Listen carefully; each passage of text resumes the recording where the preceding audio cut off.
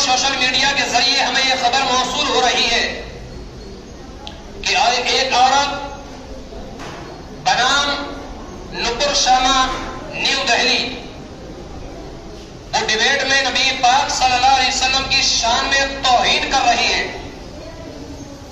حضور علیہ الصلوۃ والسلام کو عاشق بتا رہی ہے، اسلام کے خلاف بکواسیں کر رہی ہے، قرآن کی توہین کر رہی ہے اور نبی پاک صلی اللہ علیہ وسلم کی شان میں بڑی بے باکی طریقے سے بد اخلاقی سے پیش آ رہی ہے، حضور کی شان میں توہین پر توہین کی جا رہی ہے اور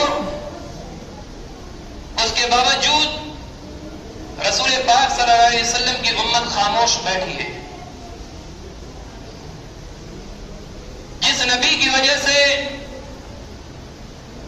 اللہ نے زمین پیدا کی، آسمان پیدا کیا، چاند دیا، سورج دیا، اور جس نبی کے وسیلے سے اللہ نے کھانے کے لیے اناج دیا، اگر آج وہ نبی نہ ہوتے تو کوئی ساری کائنات کو پیدا نہ کیا جاتا، نہ آپ ہوتے، نہ ہم ہوتے، نہ ہمارا یہ آرام ہوتا، سب کچھ اللہ نے اسی نبی جناب محمد رسول اللہ کے توفیل، ان کے وسیلے، ان کے ذریعے سے دیا ہے۔ جس نبی نے اپنی امت کی خاطر پیٹ پر پتھر باندھے ہو، جس نبی نے امت کی خاطر رات رات جاگ کر بارگاہ خدا بندی میں ہاتھوں کو اٹھا کر دعا کی ہو، جس نبی نے رات رات اپنے سر کو اللہ کی بارگاہ کے لیے جھکا دیا ہو، جس نبی کے نے جب بھی ہاتھ اٹھائے ہو تو اللہ کی بارگاہ میں امت کی سفارش کے لیے ہاتھ اٹھائے ہو، اپنی امت کے لیے ہاتھ اٹھائے ہو، اپنی امت کی بخشش کے لیے ہاتھ اٹھائے ہو، اپنی امت کی نجات کے لیے ہاتھ اٹھائے ہو، لیکن آج وہی امت قولی محمد قولی خدا فرمان نہ بدلا جائے گا، بدلے گا زمانہ لاکھ مگر قرآن نہ بدلا جائے گا۔ نہ گھبراؤ لوگوں خدا کی شان باقی ہے، نہ گھبراؤ لوگوں خدا کی شان باقی ہے، ابھی اسلام زندہ ہے، ابھی قرآن باقی ہے۔ یہ کیا سمجھتے ہیں جو اپنے دل میں ہنستے ہیں، یہ کیا سمجھتے ہیں جو اپنے دل میں ہنستے ہیں، ابھی تو کربلا کا آخری میدان باقی ہے۔ یعنی بد مزاج، بد اخلاق، بد کردار، اس کے بعد ناجائز پیداوار۔ یہ آیت کریمہ ولید بن مغیرہ کے بارے میں نازل ہوئی۔ پیغمبر اسلام جناب محمد رسول اللہ علیہ الصلوۃ والسلام اسلام کی تبلیغ فرما رہے تھے مکہ کے اندر، لوگوں کو اسلام کی حقیقت کے بارے میں آگاہ فرما رہے تھے، اسلام کی حقانیت لوگوں کے سامنے پیش کر رہے تھے، اسلام کی حقیقت لوگوں کو بتا رہے تھے۔ تو کفار قریش ان کو بڑا برا لگا تھا اور نبی پاک صلی اللہ تعالی علیہ وسلم سے نفرت کرنے لگے تھے۔ آقا کریم صلی اللہ علیہ وسلم نے پہلے یعنی 40 سال کی عمر سے پہلے جو تبلیغ کی تھی وہ پوشیدہ طور پر تھی۔ 40 سال کی عمر میں اللہ کے نبی صلی اللہ علیہ وسلم نے اپنی نبوت کا اعلان فرما دیا تھا، لیکن اس کا یہ مطلب ہرگز نہیں ہے کہ نبی 40 سال کے بعد بنے تھے، بلکہ ہمارے اور آپ کے آقا تو پیدائش ہی نبی تھے۔ 40 سال کے بعد تو میرے آقا نے اپنی نبوت کا اعلان کیا تھا۔ قرآن مقدس کے اندر ایک آیت کریمہ ملتی ہے کہ فاصدع بما تؤمر وأعرض عن المشرکین، یعنی علانیہ کہہ دو، کھلے عام کہہ دو، جس چیز کا آپ کو حکم دیا گیا ہے اس کو آپ برجستہ اعلان کرنا شروع کر دو. ادھر ہی ہے یہ موضوع، یعنی اسلام کی تبلیغ کھلے عام بیان کرنا شروع کرے. تو نبی پاک صلی اللہ علیہ وسلم نے علانیہ اسلام کی تبلیغ شروع کر دی، اسلام کا پیغام لوگوں تک پہنچانا شروع کر دیا، اور لوگوں کو حقیقت بتانا شروع کی. تو کفار مشرکین کو بڑی تکلیفیں ہوئی اور ان لوگوں نے مشورہ کیا، کئی لوگ شامل ہو گئے اور شامل ہونے کے بعد انہوں نے یہ کہا تھا کہ ابو طالب کے پاس کچھ لوگ جائیں اور ابو طالب سے یہ کہا جائے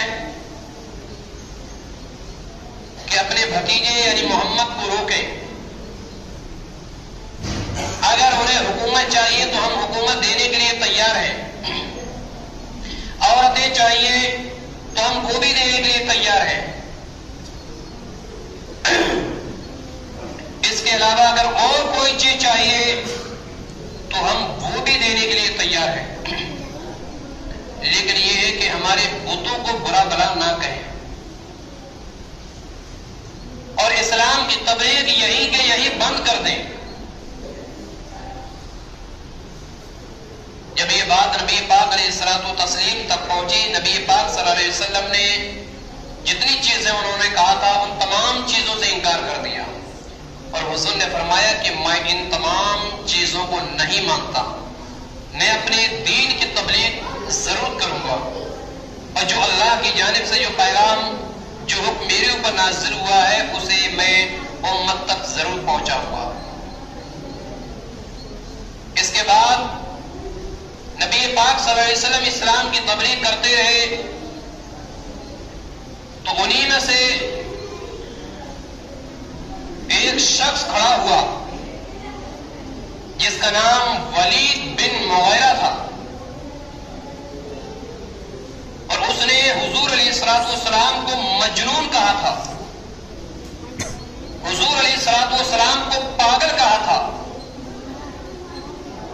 اس نے کلام اللہ کو ایک جادو سے تعبیر کیا تھا. اس نے یہ کہا تھا یہ محمد کا اپنا بنایا ہوا کلام ہے، یہ کوئی رب کی جانب سے نہیں آیا ہے. نبی پاک صلی اللہ علیہ وسلم کی شان میں توہین شروع کر دی. جیسا کہ آج پوری دنیا کے اندر ایک خبر گشت کر رہی ہے، میڈیا اور سوشل میڈیا کے ذریعے ہمیں یہ خبر موصول ہو رہی ہے کہ ایک عورت بنام نپر شامہ نیو دہلی وہ ڈیبیٹ میں نبی پاک صلی اللہ علیہ وسلم کی شان میں توہین کر رہی ہے، حضور علیہ الصلوۃ والسلام کو عاشق بتا رہی ہے، اسلام کے خلاف بکواسیں کر رہی ہے، قرآن کی توہین کر رہی ہے، اور نبی پاک صلی اللہ علیہ وسلم کی شان میں بڑی بے باکی طریقے سے بد اخلاقی سے پیش آ رہی ہے. حضور کی شان میں توہین پر توہین کی جا رہی ہے، اور اس کے باوجود رسول پاک صلی اللہ علیہ وسلم کی امت خاموش بیٹھی ہے. جس نبی کی وجہ سے اللہ نے زمین پیدا کی، آسمان پیدا کیا، چاند دیا، سورج دیا، اور جس نبی کے وسیلے سے اللہ نے کھانے کے لیے اناج دیا، اگر آج وہ نبی نہ ہوتے تو کوئی ساری کائنات کو پیدا نہ کیا جاتا، نہ آپ ہوتے نہ ہم ہوتے.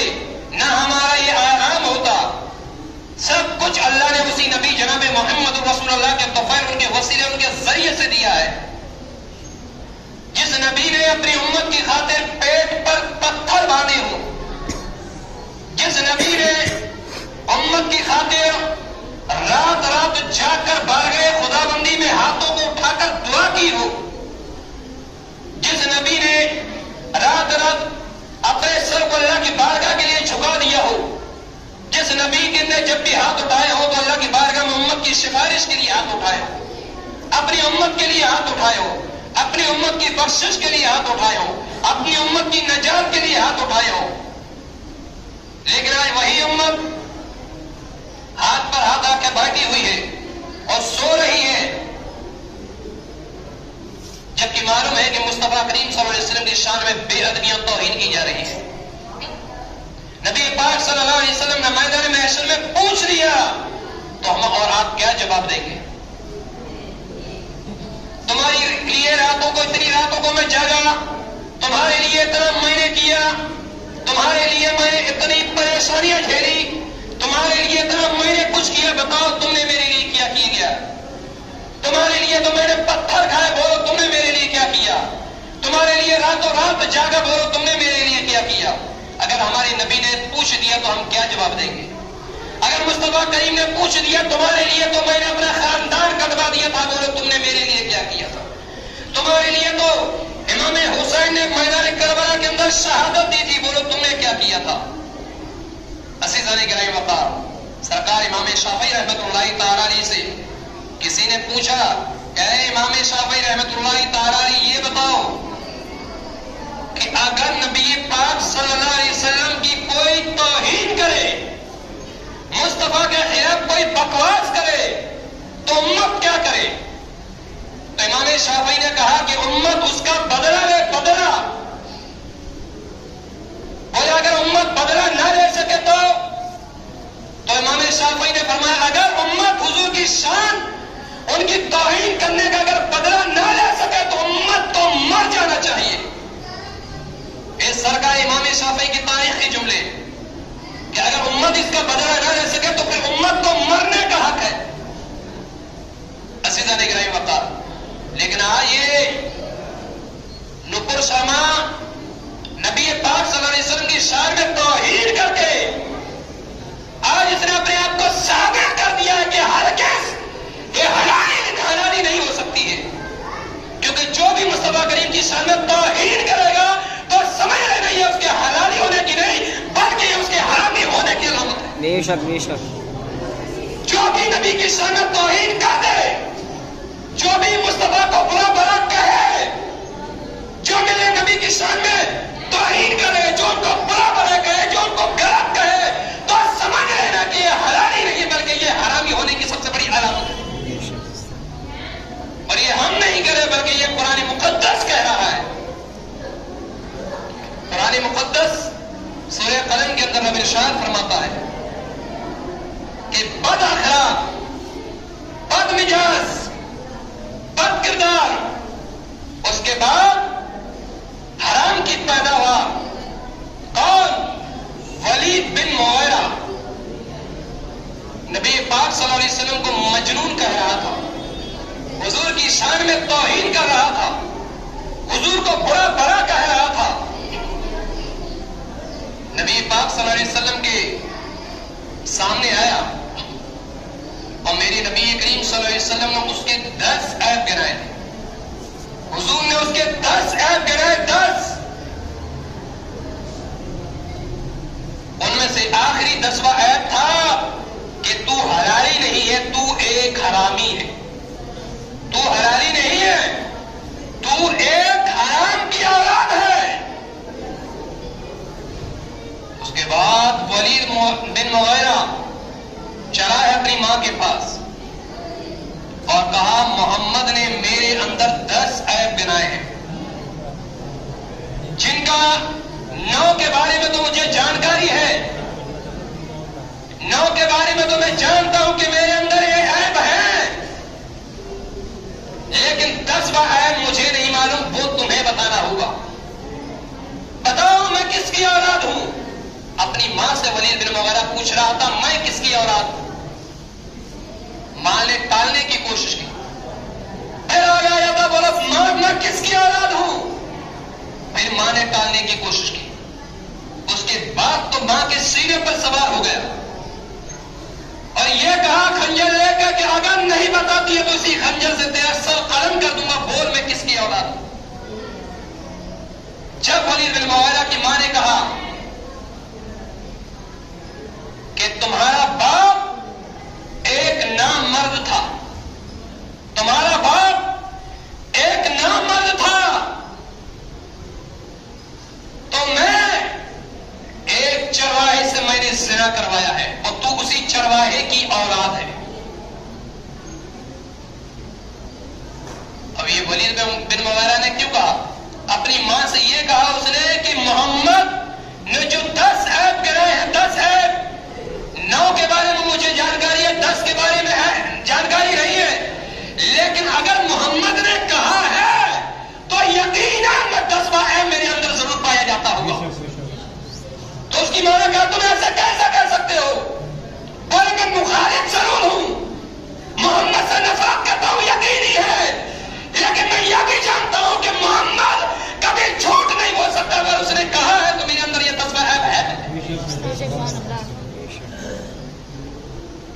جب اس کی ماں نے کہا کہ ایک تو زنا سے پیدا ہوا ہے، جیسا کہ وہ بد اخلاق تھا، بد اخلاق تھا، بد مزاج تھا، تو قرآن نے اس کو اتل کہا، اتل کہا، یعنی بد مزاج، بد اخلاق، بڑا غرور تھا اس کو، بڑا تکبر تھا اس کو، تو اس نے نبی پاک صلی اللہ علیہ وسلم کی شان میں توہین کی۔ اور تاریخ ہے، اتہاس ہے کہ جس نے نبی کریم صلی اللہ علیہ وسلم کی شان میں توہین کی ہے، رب کی جانب سے اس کو اس کی بھرپور سزا ملی ہے۔ جیسے ہی اس نے حضور کی شان میں توہین کی، پروردگار عالم نے قرآن مقدس کے اندر آیت کریمہ نازل فرما دی۔ جب ابو لہب نے حضور کو بد دعا کی تھی، صرف بد دعا، تو اللہ نے پوری سورت ہی نازل فرما دی، تبت یدا ابی لہب وتب، تباہ ہو جائے ابو لہب کے دونوں ہاتھ، اور وہ تباہ ہو ہی گیا۔ اسی طریقے سے ولید بن مغیرہ نے حضور کی شان میں توہین کی، اور جب حضور کی شان میں اس نے توہین کی تو قرآن کے مقدس کے اندر آیت کریمہ نازل ہو گئی۔ اس کا کیا مطلب؟ اس کا مطلب یہ ہے کہ جو بھی نبی پاک صلی اللہ علیہ وسلم کی شان میں توہین کرے تو سمجھ لینا کہ وہ ایک حلالی کی اولاد نہیں ہے، بلکہ وہ ایک حرامی کی اولاد ہے۔ اور جب یہ عورت نبوت شرما جب ڈبیٹ کے ذریعے سے مصطفیٰ کی شان میں توہین کر سکتی ہے، جب خراسان کی طرح یہ بول سکتی ہے حضور کی شان میں، حضور کے خلاف بول سکتی ہے، تو یہ سمجھ لیجیے گا یہ بھی ایک حلالی کی اولاد نہیں بلکہ یہ بھی ایک حرامی کی اولاد ہے، اور یہ ہاتھ سے بھی چلا جائے گا جب آپ کا دنیا پہ نام و نشان نہیں رہے گا۔ اور جس نے بھی ناانصافی کی ہے، جس نے بھی ظلم و زیادتی کی ہے دنیا کے اندر، اس کو اس کی سزا ملی ہے۔ آج اگر ہندوستان کی ہماری کی خوبصورت سب سے خوبصورت ہندوستان کے اندر یہ ہے کہ سارے دھرم مل کے ایک رہتے، کسی دیش کے اندر اتنے مذہب کے ماننے والے لوگ نہیں ہیں جتنا کہ ہندوستان کے اندر ماننے والے ہیں۔ یہ ہمارے دیش کی خوبصورتی ہے۔ اس دیش کے اندر گنگا جمنی تہذیب پنپ رہی تھی، بھائی چارہ جنم لے رہا تھا۔ اگر مسلم پہ کوئی آنچ آتی تو فوراً، اگر مسلم سماج پہ کوئی آنچ آتی تو فوراً ہندو سماج کا کھڑا ہو جاتا اور مسلم بھائی کی مدد کے لیے کوشاں رہتا، ہمیشہ کھڑا ہوتا کہ مسلم بھائی کو کوئی تکلیف نہیں ہونا چاہیے۔ اگر ہندو دھرم کے کسی بھی ماننے والے کو اگر کوئی تکلیف ہوتی تو مسلمان کھڑا ہوتا کہ ہمارے بھائی پر کوئی آنچ نہ آئے، اس کے اوپر کوئی مصیبت نہ گر جائے۔ اگر سکھ کے اوپر کوئی مصیبت آتی تو عیسائی کھڑا ہو جاتا، عیسائی کے اوپر کوئی مصیبت آتی تو سکھ کھڑا ہو جاتا۔ یہ دیش کی خوبصورتی تھی، لیکن کچھ لوگ اس دیش کے اندر اتنا گندا ماحول پیدا کر دے رہے ہیں کہ آئندہ پتہ نہیں اس دیش کا کیا ہوگا۔ ہم हम तो अल्लाह की बारगाह में यही दुआ करते हैं, परवरदिगार आलम ये देश की हिफाजत अता फरमाए। रब्बुल आलमीन देश के अंदर जो प्यार और मोहब्बत जो पनप रहा था, जो इसके अंदर प्यार और मोहब्बत था, अल्लाह इसको फिर से वही मोहब्बत और अखलाक के मैदान में परवरदिगार आलम इसको उतार दे। लेकिन ये कहना चाहेंगे, जब अगर हमारी मस्जिदों पर हमला होगा, जब अगर हमारे मदरसों पर हमला होगा, जब हमारे नबी की शान तौहीन होगी, हमारे अकादरी को बुरा भला कहा जाएगा, तो हम आपका डट का मुकाबला करेंगे और आपकी तौहीन करेंगे। इसके लिए अगर हमें कोर्ट जाना पड़े, हाई कोर्ट जाना पड़े, सुप्रीम कोर्ट के दरवाजा खटखटाना पड़े, तो हम बॉडी करके खटखटाएंगे, लेकिन हम इंसाफ मांगेंगे। और हम अपने देश से या देश के अंदर जो हुकूमत है उससे भी अदबर गुजारिश करना चाहेंगे कि हमें इंसाफ चाहिए।